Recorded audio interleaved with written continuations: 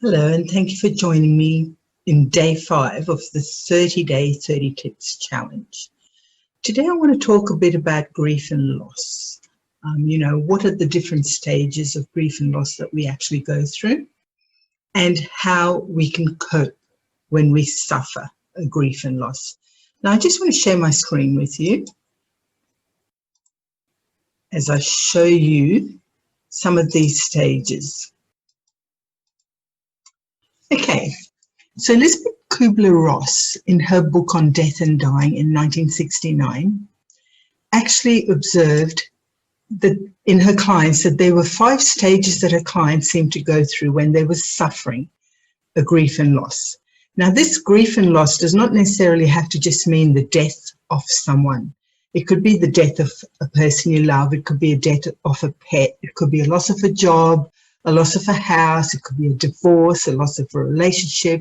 It could be a lot of things that you lose that cause you to go through these stages of grief and loss. Now, she found that one of the stages was shock and denial. And this is usually where, when you hear or see the death of someone, you become confused, you get a fear, or you become numb.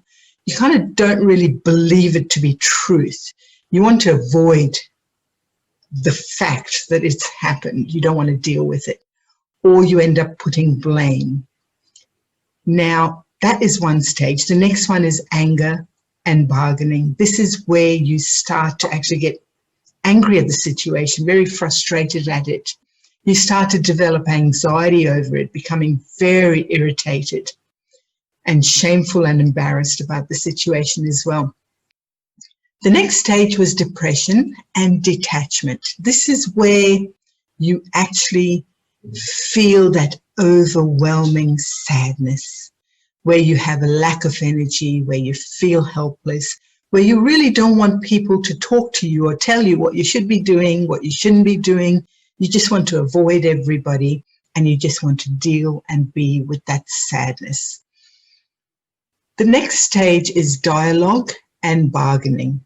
This is where you reach out to others. You want to tell your story over and over again, and you really struggle to find meaning for what has actually happened and what has occurred. After that is the stage of acceptance. This is where you accept that this has happened, and you explore options, make a new plan of finding a way to move on with your life. You become more empowered, finding meaning in what was going on, and you're able to then deal with what has gone on and move on in life. So these were the stages that she observed. Now, people don't necessarily go through it as it is said there. You can move backwards and forwards through different stages throughout your grief. But eventually, you do come out the other side. It just takes time. Now, use the analogy here of a broken leg. Now, once the broken leg is set, it has the ability to heal beautifully. However, if it's broken and not set in the right fashion, it can get infected and it can heal crooked. Maybe a limb might result, or at worst, you could get sepsis and even death through the blood poisoning. Now, grief is the same. You need padding, you need support, you need to clean that wound, you need time to heal your heart, without having any pressures of people telling you, get over it, or it's about time you snapped out of it, just like that broken leg. You need to support it. You need to look after it. Okay? Nurture it. Nurture your emotions. What are some ways that you can do this? What are some ways that you can let go, say goodbye? Since the beginning of time, we've used ceremonies and symbolisms to make sense of and work through these major catastrophes and stresses in life. And of course, a funeral is one way that we can actually say goodbye. There are many other ways of coping. Now, one of them is caring for yourself, eating well, making sure that you are still eating a nutritious and regular meal. because quite often when we are in that depressed state, we don't feel like cooking, we don't feel like eating. However, if our gut is not healthy, it can exacerbate our mental health. So we need to really look after our diet and make sure that we are eating well through this grieving process.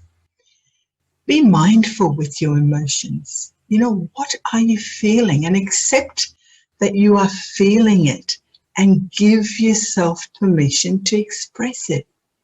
Cry if you need to, because this is the body's way of releasing and letting go of all that pent-up emotion, rather than holding on to it and then creating problems for yourself later on, or allowing that sadness to move on into depression and anxiety. Once you've felt that emotion, you're being with it in that mindful state, then let it go. Do some deep breathing exercises. Now in tomorrow's live, I'm actually going to show you a great breathing technique to help calm the nervous system and to help your body and mind settle down. So tune in tomorrow if you'd like to learn that technique. Find a support structure, where you can actually feel free to talk about what you're feeling without a person giving you judgments. So find a family member or a friend that you can actually sit down with and that they will listen to you without judging you. Now, if you're religious, prayer can be a comfort. And as I said, return to that meal and bedtimes, those regular times, because quite often when we are stressed, we stay up really late, we don't eat properly, and that can affect our psyche. Return back to work or school routines, and that can help you regain a sense of normalcy in your life. Now, there are different ways of saying goodbye, and sadly, some people who have lost members of their family or a pet have not had the ability to have something in physical form to actually say goodbye.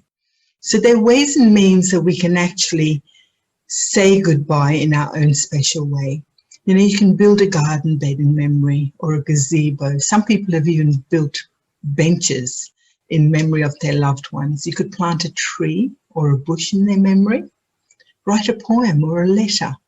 And in that letter, you could just pour out your feelings. You could pour out what you are missing, what you are feeling, write it down.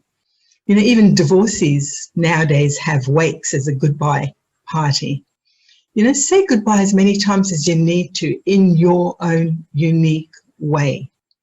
Sometimes having a memory album that you can go through when you are feeling in that sadness, or even once you've gotten over it, a memory album is really good to have of all the wonderful memories that you'll have lived through. So that's another great idea of having a way to say goodbye. Now, the grieving process, you will find, is over when 4 of these steps are completed. 1, you actually accept the loss. You then work through the physical and the emotional pain of that grief.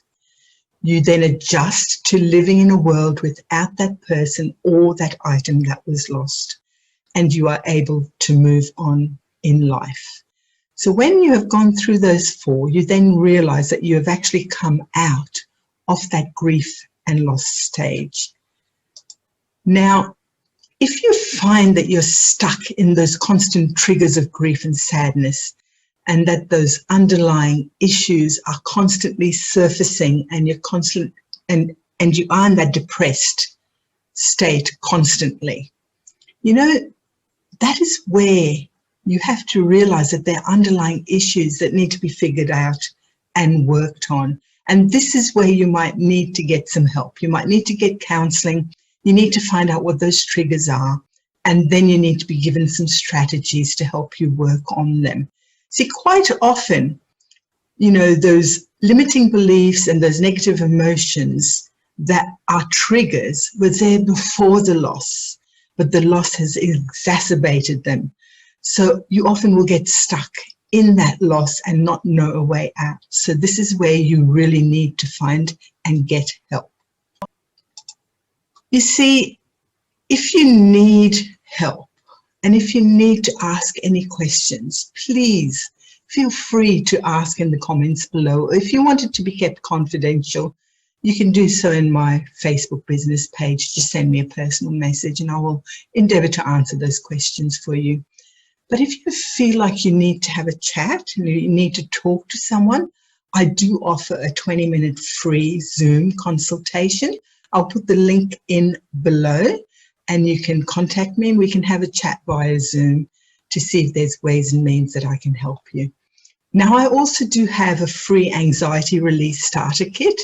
Now, this helps to explain why you're stuck, what is going on in the brain. Why is it that you can't get out of that grief and loss and the sadness? It gives you a tool that shows you how you can work out step by step what it is that is stuck, preventing you from moving forward. And then it also gives you a healing tool that you can use to work on those stuck emotions and those limiting beliefs. And you also get a guided meditation to help you relax. The link I will put down below, or if you are a fan of my business page, it'll be up also in my picture above. Now, to all of you that are suffering from a grief and loss of whatever it is, you know, my heart really goes out to you. I've been there. I've lost loved ones. And I know what you're going through. And I sincerely, from the depths of my heart, wish you love, light, and healing. Thank you for sharing these few moments with me. And please, if you like this video, hit the like button and comment below and share it with your friends. I really look forward to seeing you tomorrow with another tip. Bye for now.